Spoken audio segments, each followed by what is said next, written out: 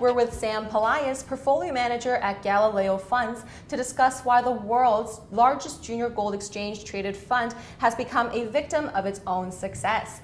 Before the rebalancing on June 16th, we have Sam here to discuss everything we need to know. Sam, thank you for being here with us. Thank you, Rachel. It's a pleasure to be here. Right, so let's start from the beginning. Why the fund's growth from just over $1 billion in early 2016 to the now total of $5.4 billion is actually a major problem? Yeah, so the GDXJ has become the de facto way to play the junior gold space. The biggest reason for that is liquidity.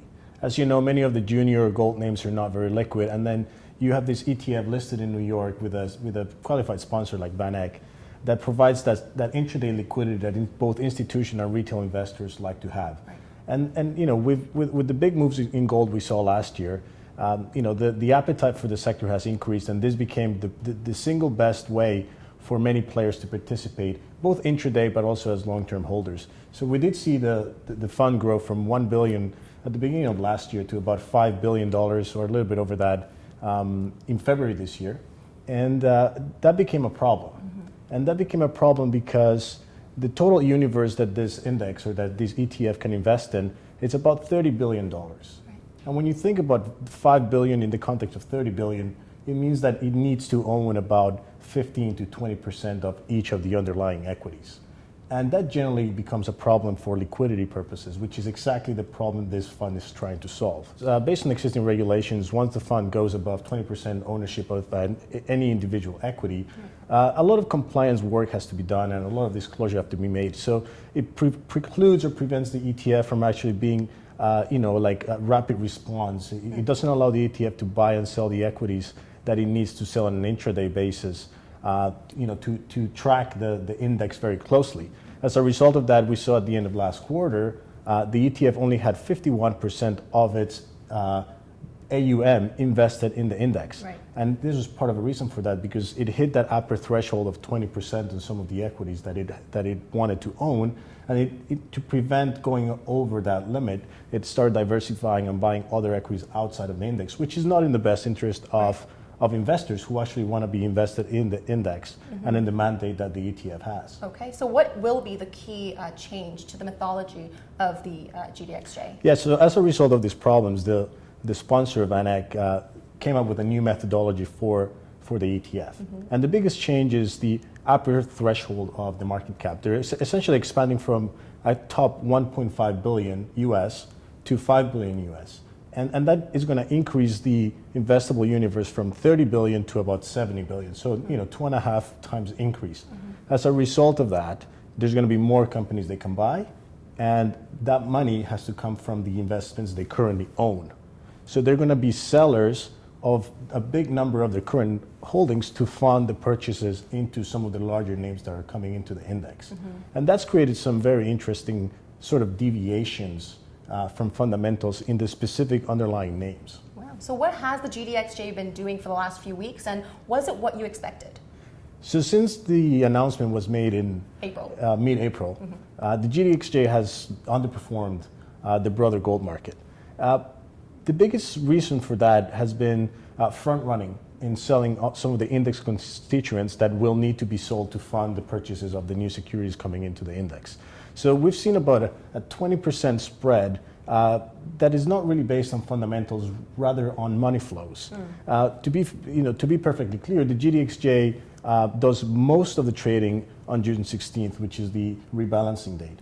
But what's happened since April and until now is other market participants have front-run the ETF.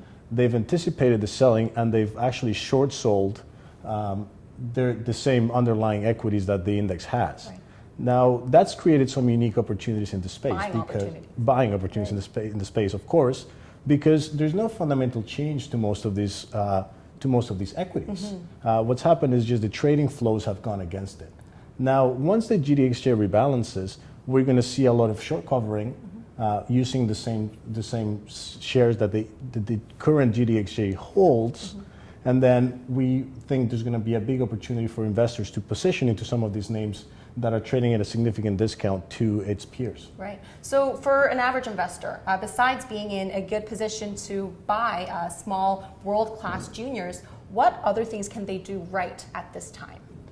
I think this is a perfect opportunity for investors to have a look at the space, identify those particular names that have exceptional management, some of the best assets among all juniors, and take advantage of this opportunity to purchase some of these names at a significant discount, possibly at the best entry point they may see all year, thanks to these trading flows. So talking about buying opportunities, are there any stock picks in gold that you have for us? I do think there's three particular names in Canada that I would like to recommend. I would start with Wesdome Mines. This is about 350 million market cap. Superior management. They just had a management change at the end of last year. We really like what they're doing, and they're actually getting into, call it a good spot, a sweet spot for the next number of years, where we can see some of their assets in Northern Ontario significantly outperform. We like it because the return on capital is very high, and it's seen negative trading flows as a result of the GDXJ, so I do think there's a good opportunity to participate and a good entry point for this name. A second name I'd like to highlight is Klondike's Mines. This is a Canadian company. The major operations are in Nevada. They are, however, now expanding into Canada, and they purchased an asset last year in Manitoba. And we do like it for the same reason we like Wesdome. They're going to get into a sweet spot over the next number of quarters. They're trading a sizable discount. This stock has traded down more than 50% since the beginning of the year. We do believe this is an outstanding entry point for a company with phenomenal operational expertise and great growth going forward. Great. And lastly, in the royalty space, I would like to recommend Sandstorm. Sandstorm is possibly one of the best gold companies out there. It has outstanding management in Nolan Watson. The stock suffered a setback because they announced an acquisition of an operation that the market perhaps didn't understand very well. This created a unique opportunity to enter, but we've also seen negative trading flows as a result of the GDXJ Rebalancing. So I would really recommend investors have a look at these three companies and understand how good the quality of the assets are, as well as the management, and take advantage of this unique opportunity that the market is providing. Right? They're on sale. All right. Well, Sam, thank you so much for being here with us. Thank you, Rachel. To get in touch with Sam, you're welcome to email him at his email address below. Thank you for watching. I'm Rachel Lee for Small Cap Power.